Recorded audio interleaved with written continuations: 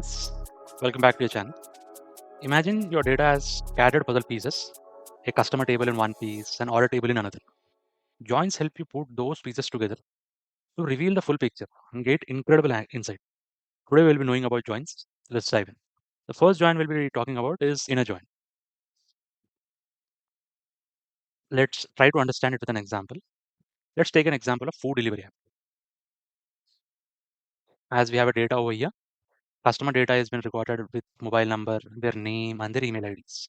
And order data has been recorded with the form of order IDs with a mobile number, related mobile number, who placed those order IDs, what are the products they bought, and the amount of the products. We want to get an insight. We want to join this customer table and order table and get an insight on common data what is being proceeded. So when you perform an inner join will give us an output of records that have match in both the tables. The data need to be matching in both the tables. So when you perform inner join of both customer tables and order tables, this is the output which we'll be getting. We'll be getting a data of mobile numbers. We'll be getting a data of people who placed and what are the orders. Like for example, if you look here, there's a mobile number which is ending with 101, 102, and 103. But at end, we only have mobile number with only 101 has placed the order. Why? If you check here, if you try to match up, the customer who has placed a mobile number who's ending with 101 has placed twice the orders. 101, he placed both the order for pizza and for soda. But if you look, there's another order so called as 104. There is a customer with a mobile number 104, but his record or her record is not present in the customer table. Can you guess why? Yeah, if there are few customers who will install the app, who will give basic details and will place this order in their cart. But while making a transaction or while giving any further details related to that, they stop. They don't give their name or their email address or their address where it need to be delivered and all. They just quit the app from there. So in that format, as the data is not present in our customer database, this ID of 104 is of no use to us. So that is the reason when we try to merge customer data with order data and try to exactly understand who are all placing the orders and what kind of revenue are we able to generate and what kind of customers are repeat customers. That's when inner join comes in place.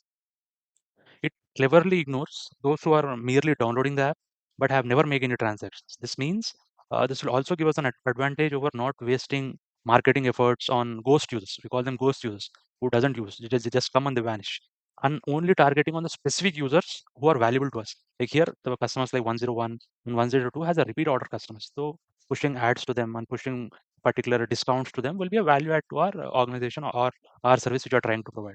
So if you look here, this is the syntax for InnerJoin, how we perform over here. As we already talked, InnerJoin shows the records when both the data are matching in both the tables. InnerJoin is believed to be very clean and accurate. It gives in very clean, precise, and accurate data as an output when we combine two tables together. This is the syntax of InnerJoin. We will be looking about how to write this syntaxes in detail going further. Next up is left. We will be talking about left joins. This join has a slightly different philosophy. We get all the data from first oblique left table and matching data from the second oblique right table.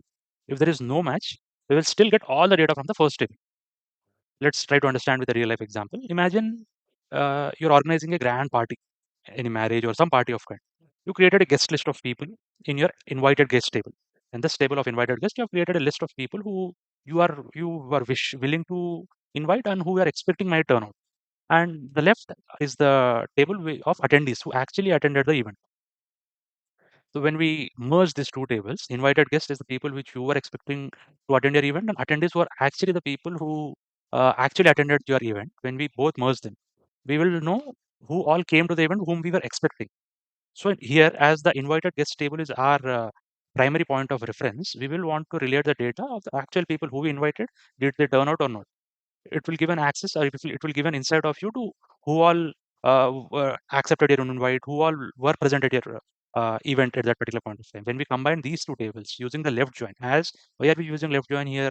We want to get the data from the first table, which is the left table, as this is our point of reference. We are relating this table with the first table. So that's the reason, as we need the data from the left table as the superficial or the major data, we are using as a left join over here. So if we use left join, yeah, this is the output we get. 101, we'll be getting the same guest IDs here, 101, 102, 3, and 4. In the attendees list, we can see 102 and 104 are not present over here. And 101 and 103 are present. So 101, Alice was arrived. 102 was, as there was no entry of 102, we will record it as null, and 103 arrived, and 104 did not attend the event. If there is no value or if there is no data set for that, SQL will capture it as null value for that. So in this way, you will be knowing the data of exact reference to the table which you want. If you want to relate it with only the guest IDs or only with the guest names, it is always preferred to use the left join as a major join. If next we'll be looking at the, as we already discussed about it, in the left join, we'll be getting all the records from the left table. If there is no match, we'll be recording it as null. And it's a left join is good to identify any particular gap patterns within the data format and all. This is the syntax for the left join. If you can see, we will be selecting customer names. We will be selecting name and products from customer and order table. We will be performing a left join. How to exactly write this left join, how to extract this data, we'll be looking into the coming videos for sure in detail. Next up, we'll be looking for about the right join. The right join is essentially the mirror image of the left join. It flips the script. Exact opposite of left join is what is the right join itself. Given all the data from the second or the right table and the matching data from the first table. If there is no match, we will still get the data from the second table. We will try to understand it with an example. Uh, Imagine we are managing a e-commerce platform. We have comprehensive list of all the orders placed in the order table. This is all the orders which have been placed. We have all the data over here. And however, sometimes customers who are placing these orders might check out as guest. They don't give any details such as the name or mobile number or something. They just check out as guest. They don't want to give any data. So in such way, in order to get a proper insight of what the sale pattern on what is the order which have been circulated in the recent time, we will use the right join. In the right join, we will get data, all the data from the right table and matching data from the left table. So if you look, this table, order table will become the major table over here. If you look, 102, 103, 103, all data will be captured here. Customer IDs will be captured. Items, again, it will be captured. If there is a matching value, it will give the exact value. If it is not matching, it will give it, capture it as null. So look here, 1 and 2, customer ID 1 and 2, only book and pen has been bought. And the third product, which has been notebook, which has not been purchased by any of the customer IDs. So in this way, this is a very sample data of very small data sets for example purpose. But this joins will plays a large role when we are using for the larger data set. For example, there is a medical hall, or there is a large data set. For example, if you take any online media platform like Amazon or Flipkart, there is a particular category in which the sales are very low.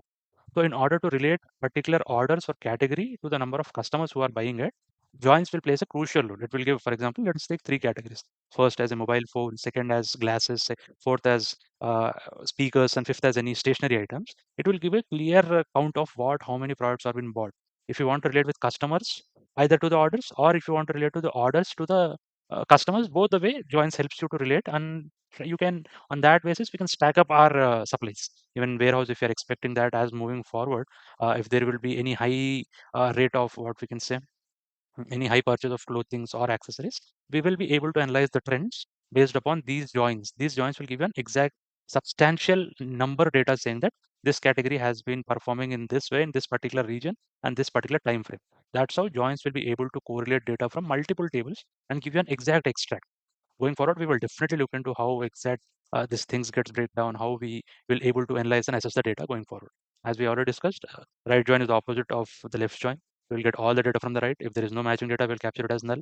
And it helps in discovering the unlinked data. If there is data which is there is no link between the order to the customer ID, we will, with the help of right join, we'll be able to generate a substantial output with that.